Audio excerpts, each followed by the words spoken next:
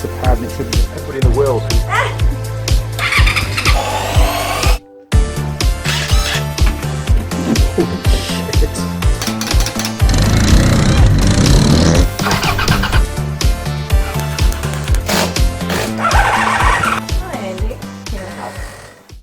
Morning crew, and welcome back to the Andy Mechanic YouTube channel. Now I've been trying to get this video done all morning, but I keep getting distracted and tidying up the workshop. It's one of those things when you're down on lockdown at the moment here in New Zealand, you tend to find things to do. Anyway, we've got on the hoist the infamous DR200s that is Tool Girl Lilli's little farm bike that she uses to tear out around the paddocks and chase down her horses, much to their distress, no doubt. Obviously she falls off every now and again, so they just turn around and have a laugh, you know. The bike is, I've already stripped down the back end, ready to put these new lights on.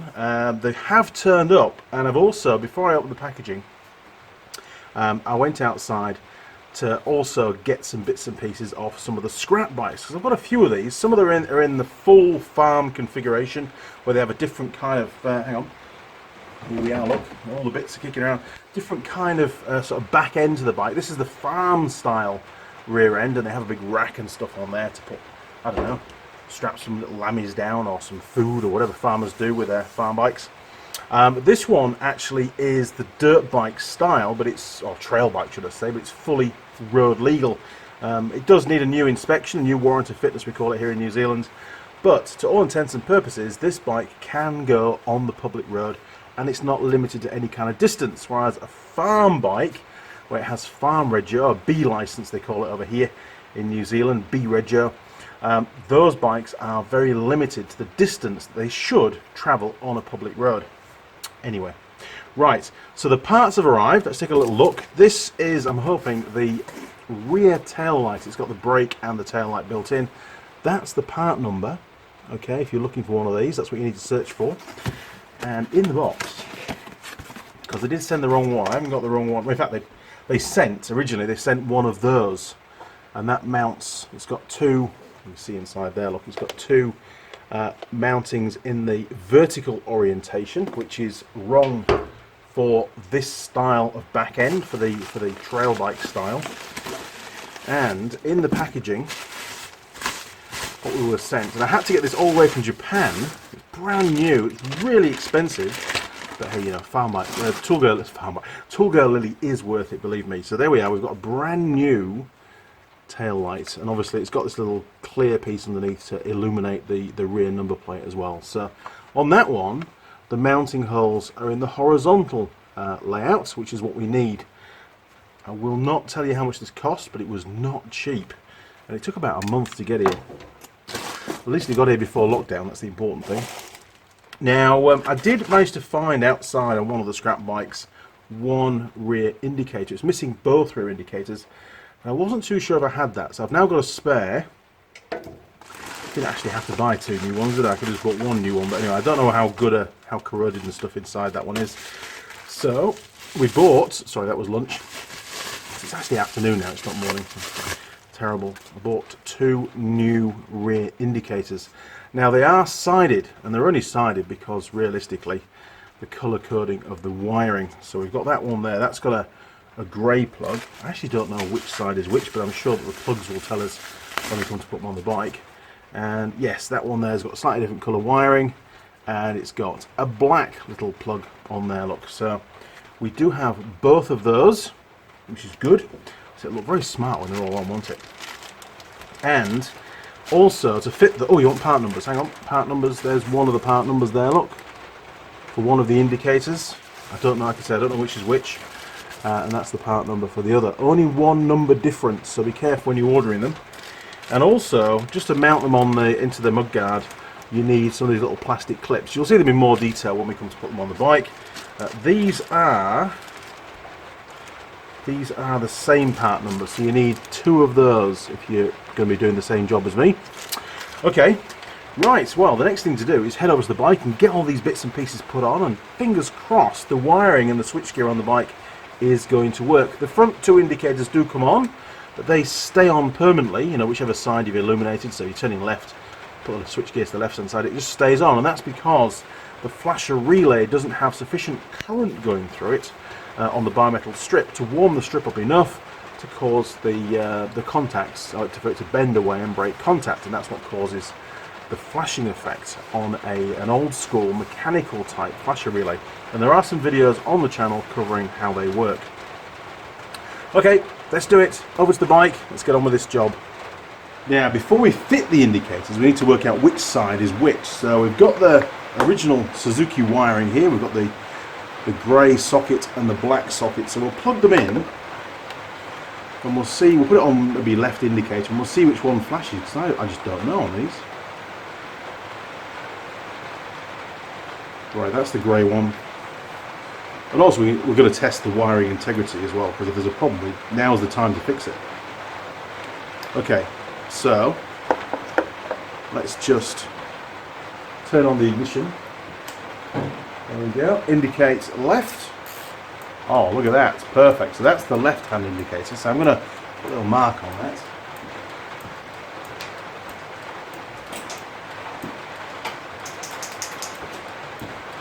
Because knowing me, I'll mix them up later on, and that'll be the end of that, won't it? So we'll put a little L on there. You can't see this bit, it's hidden once it's fitted. Let's just cancel that and try the right. Oh, brilliant. And we'll do the same thing on there, we'll just put a little R on there. Fantastic. Right. Okay, we'll need to disconnect those again for now. And the way to disconnect these, you've actually got to lift, trying to see what's going on, you've got to lift this little tab up on the clip and then it should pull out. There we go, look, do the same with that one. Excellent. Right, so we know that the wiring is good, which is a bit of a relief, to be honest. Okay, so we've got the left hand one and this is the right hand. Let's do the right hand one first because the camera's on that side. Jeez, it's raining. Right, we're going to need one of these little clips, so we'll take that out of the bag. Oh, there we go, look. And to give you a bit more of a close-up what they look like. It's made of plastic, it's not rubber. And this bit goes, the wiring goes through there, and then the bolt that affixes it goes through the little tiny hole there, look. So, on the light, we've got to undo the little M5 nut. Now these nuts were supplied separately, they didn't come with the light. So if you haven't got any nuts, you need an M5 flange nut. And it's actually not a nylock, it just sort of locks into place. I suppose the plastic gives a little bit. Okay, so that goes in, this piece goes in from the back. And he's got it right around, yes he has. No, he hasn't, it's got the wrong way around, sorry. Goes in from the back in that orientation. And then you've got to feed the wire through there. Very simple job, but some people don't know how to do it. So that then goes on there, it pushes on, it's reasonably tight fit, or snug fit should I say, and then the nut goes on from the rear.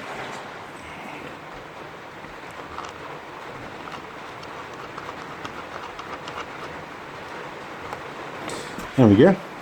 Right, 8mm spanner, I'll just give that a little bit of a tweak. Yes, you could use a ratchet at the socket, but I tend to go for the spanners because it doesn't get in the way so much of the camera.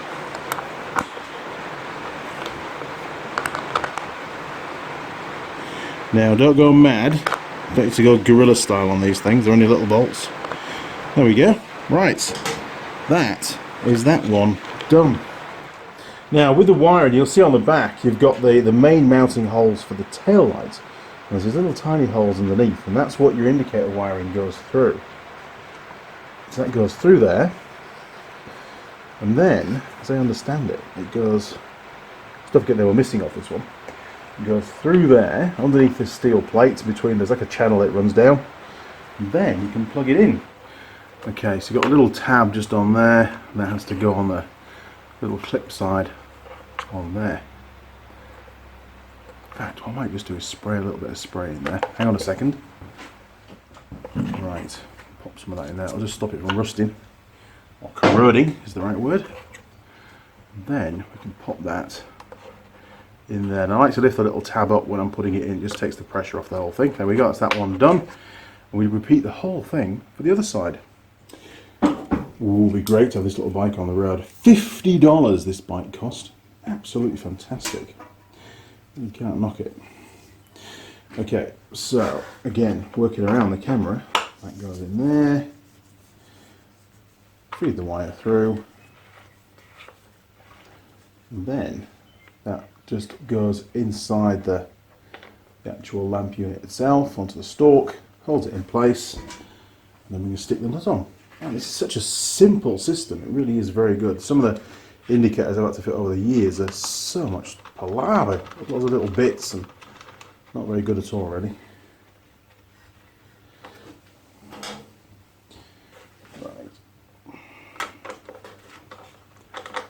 Get it bolted down. There we go. Super. Right, through the other hole. And then feed it through the channel. And now we can just clip it in. And again, just lift up the little tab as you're doing it. It just takes a lot of pressure off the clip. Oh, spray. Hang on a minute. Where's the spray gone? Right. There we go. Okay, lifting up the tab, just gingerly. Pop it in there. Make sure it's in. Done. Right, we better check it works. Okay, ignition is going on. And left. Oh yeah. And right. Fantastic. Oh, I was going to say an Irish joke then, but I won't. I'll hold back. Brilliant stuff. Right, tail light is next. Oh, we're cooking on gas, aren't we? So, the new tail light did not come with nuts or washers.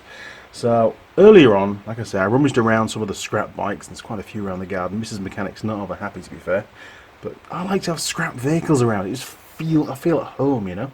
Anyway, we've got two of these washers, so they actually go through the actual mudguard mount, and then the washer goes on, and then of course you've got the nut. Now this one is an M6 nut, and again it's a flange nut. It's got like a little ridge around it. Very popular on motorcycles, and that will go onto them. I'll show you now because you may not be able to see it on the bike. Pretty simple stuff, to be fair. And again, it's not an eye lock. You just tweak it up and it's done. It shouldn't come loose. So I'll grab the other nut and washer, and we'll head over to the bike, get this popped on, and it's already got a bulb in it, which is fantastic. And fingers crossed it's going to work. Actually, we could test it before we put it on the bike. That'd be a good idea. Then we can, do any wiring repairs if they're needed, because I'm not sure if the brake light's going to work. It has to work on the front brake lever for the front brake and the foot pedal for the rear brake. So there's a possibility that it won't work on one of those, and that will be a wiring or a switch fault. Okay, let's have a look. Right, so on the bike, underneath the seat is the connector, and that's what we need to connect this into. So we'll set the light on there so you can see what's going on, and then we'll just pop this in on the connector now. I will put some, oh look at that, ignition is still on, brilliant. Okay, so that's the tail light. It's operational, there we go, look. So I'm going to apply the front brake now. Oh yes, that's good, because the little micro switches, they do tend to crap out sometimes, and I don't think I have a spare one, not to my knowledge anyway. Right, I'm now going to press the foot pedal, which is down that side, so bear with us. Okay, foot pedal is going down. Oh, bloody hell, my day is just, it's got so much better, hasn't it? Brilliant. Right, we'll turn the ignition off for now. We'll disconnect that from the loom, because we need to do that to thread it through. There we go. Right, to the back of the bike. Now you'll notice on this mudguard, these plastic holes here are quite large, and the bolts are only M6. If you put that in there like that, it's going to wobble around, and of course the washer's not going to hold it in very well. So there should be some rubber grommets and some little steel inserts that go in there. Now I'm going to have a quick look on the old mudguard off the scrap bike and see if I've got those. Oh man, hang on a minute. Shut the door, there we go. Right, I'm back. I've been down the garden, and I do have still the old rear mudguard, and as you can see here, it's got these two rubber grommets in it with these little steel tubey insert things. So what you need to do is push the tubes through, and then you can take the grommet out. Don't try and get the whole thing out in one lump. You want to get the steel bits out first. So, little flat screwdriver called for. Perfect. Right, let's see if we can get these out without any kind of damage, because again, I don't think I have any spare ones, so let's just push that. In fact, one nose. In fact, no, I can push it through with that. That's all right. There we go. There we go. That's one of the steel inserts, and we'll get the other one out. Just give it a push through with a screwdriver. There we go. Next one. And then to get the grommets out quite easily, I'm trying to get this on camera for you. Very simple. Just push one side in, and then push it through. And make sure your screwdriver is not too sharp, otherwise you're going to destroy the grommet. That's not the plan. We need the grommets. Right, that's one. Come back. There we go. Look, it's got a little groove for the plastic, so it sits either side of the plastic quite snug. Right, this one. Fortunately, these bikes are not particularly old. If you're working on a really old motorcycle that's got a similar kind of rear tail light mount, and most of them are mounted like this, these could be quite perished, so be very careful with them. Right, I'll give these a bit of a clean up, and then we're going to put back on the bike. Probably a bit of brake cleaner might work quite well, actually. I've got this this Forge stuff, which is really cool. That's one. Way, it's under a hell of a pressure. There we go, look. Right. Yes, I should probably be wearing gloves. I know, but it's only a little job. Gloves do get in the way sometimes. Just ask the people that are doing all the shopping at the moment.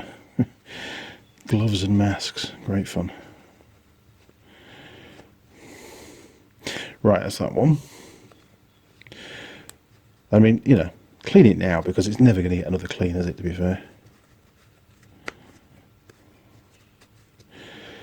Right, that's that one. These are a little bit corroded, but they're alright. It is only a farm bike after all, and it's 2015, 2016 I think this one, so it's done a few years. Right, to the bike. Right, we can do everything hopefully from the outside. Basically just get your little grommet and just work it around. I know all you can see is my fingers, so I'll try and use a screwdriver as well. Just easing it through that hole. There we go, look, we're almost there. That's it, and then just double check on the rear side that it's still not trapped anywhere. Once that's done, get your insert, and then just push your insert into place. Dead easy, isn't it, really? Right, let's just do this side. Getting started is about the hardest part of doing this. Some are more fiddly than others, but take your time. You don't want to split the rubber. Perfect. If it twizzles round, you tend to know that it's good to go. Right. There is the insert. Brilliant. Now that steel tube, that's designed so you don't over tighten, you don't over crush the rubber, because the light is supposed to move around a little bit to help minimize vibration from the bike, from the engine, through the frame, to the filament in the bulb. If it's too tight, you'll find you'll blow bulbs too often, and that's why these need to be there. On some bikes you'll find that these have gone missing and the rubber's clamped right up, and you'll find that those bikes will often blow bulbs on a regular basis. Right, one tail light. And I've been really careful not to drop this, and fingers crossed I won't drop it now. So that just threads again through that little tunnel. There's plenty of room for that to go through. There we go, look. And then, there you go, look, through these two grommets and then through the holes. Fantastic. Right, where's those nuts and washers? Right, washer number one. And the nuts. Now, yeah, new nuts would have been great, but I haven't got any spare new flange nuts. So we'll have to reuse the original ones off the donor bike. Because unfortunately the tail light had been robbed off this bike completely. Come on, little nuts, you can do it.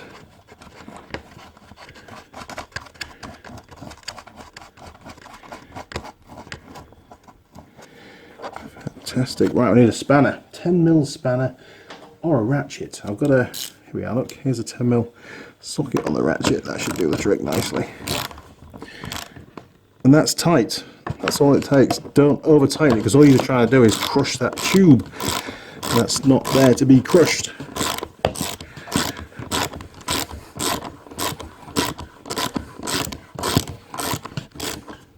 There we go. Done. You can see there is a bit of movement on there. Fantastic. Right, next job is to run the wiring where it needs to go. By the looks of it, it's going to be going down here with the rest of it. Let's pull that through there. Cool it up. I'll just wrap that around there a little bit, keep it all in place. Oh, perfect length. Well done, Suzuki. That is fantastic. And we'll just get a bit of spray again. We'll pop a little bit of spray in there. Again, just to make sure those contacts stay good, because this bike's probably going to not be seen for quite some time once it leaves here for the last time. Now there is a little clip here. We could undo that. These are a reusable clip. Just pull the little arm, little zip tie thing, and then we can put that back through there again. That's gonna hold it in position for us. Brilliant. Right, it's a couple of little zip ties up here, I think, called for, and then we're all good. Now, these are quite special little cable ties. Look at this, where they're actually what's called a flat style cable tie. That's going to focus there for you. Can you see it's very different to a normal cable tie? So when you put the tail back through, I won't go all the way, you can see it sits really flat, and there's no sharp edges either to catch your hands on. Really good. These are from ISL Industrial at East Tamaki in Auckland, and they're one of the sponsors for the channel. They provide all the Teng Tools equipment as well. Great job. Thanks, Brandon. Right, so we're just going to put a couple of these along here just to keep everything in place. Can you see how nice and neat that is? It's pretty cool. Let's do another one here, look. Try and do it so you can see what's going on.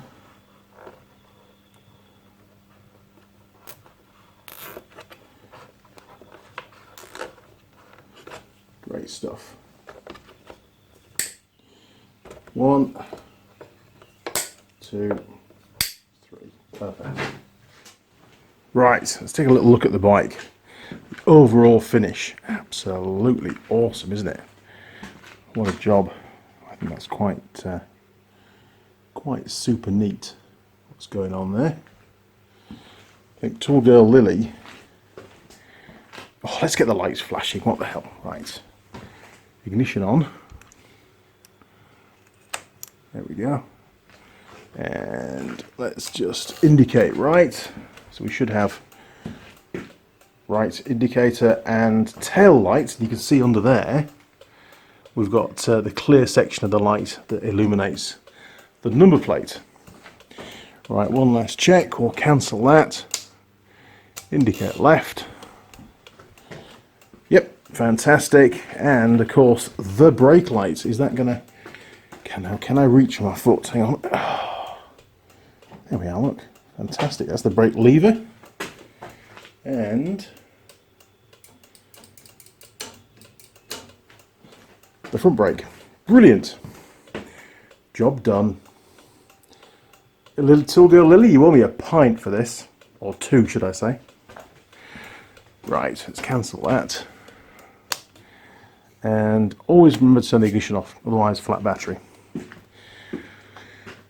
What a machine, honestly, $50.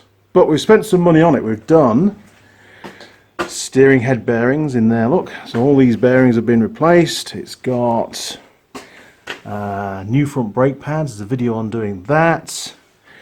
What else did we do? Yes, new rear tyre. It had some work done on the rear brake. We've done new chain and sprockets as well. And it got a new battery put in it as well. Did that for her. And of course the engine had a full service. We did the valve clearances, oil and filter.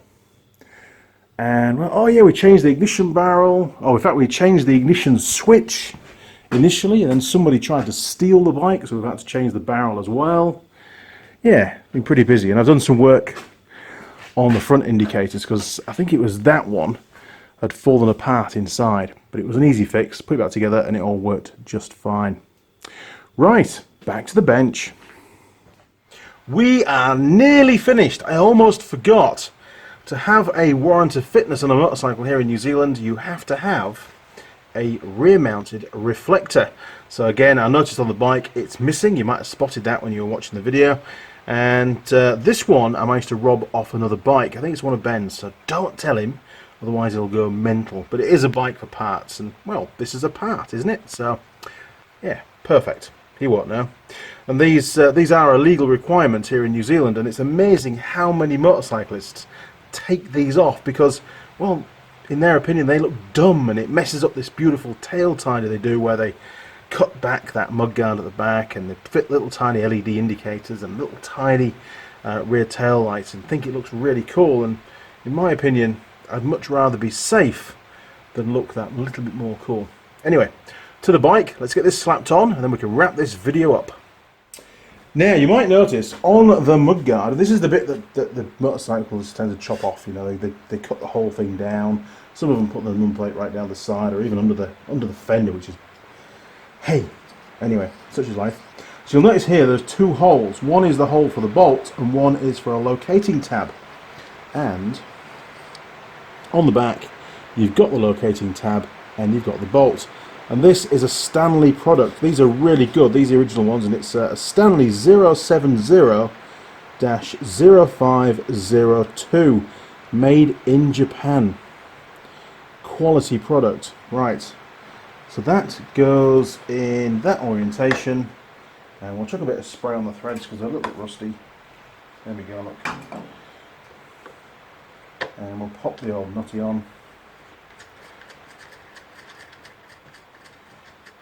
Pretty sure you can work out how to do a nut up.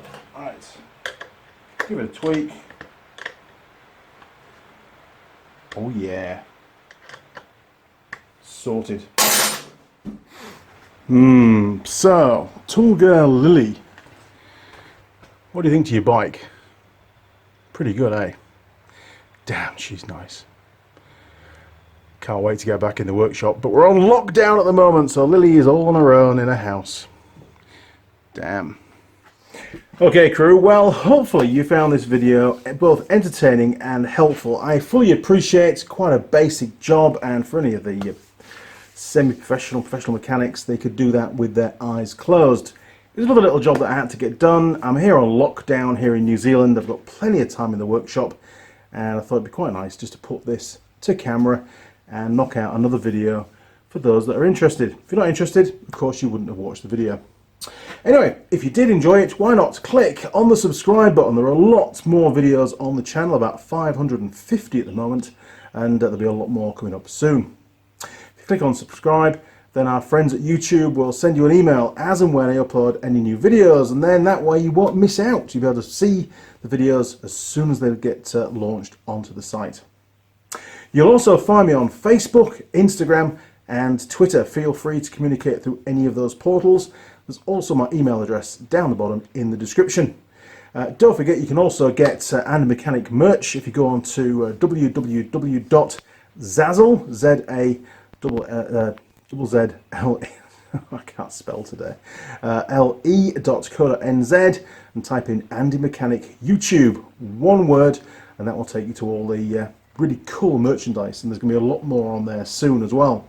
And you can order that direct from Zazzle, and they'll send it straight to your door. Okay, crew, what else is there? There's a Patreon page. You can drop onto that. There's a link on the home page of the YouTube channel, on the banner, on the And Mechanic page. Click onto that, and you'll be able to read all about the history of the channel, all the various tool girls that come on the show, those that have been in the past, and those that are current tool girls as well. There's a huge profile for each one of them with lots and lots of photos that you can download for free. You don't even need to be a patron to get access to those. One last thing, there's a PayPal icon on the banner on the And Mechanic homepage on YouTube. You can click on that and you can use that to order a Tool Girl calendar.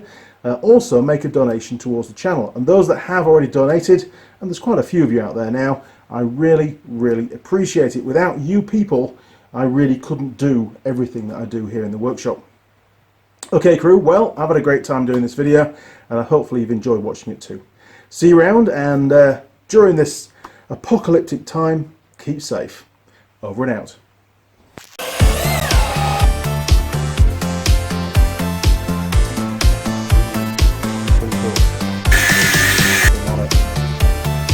And we get the flip up again. Oh,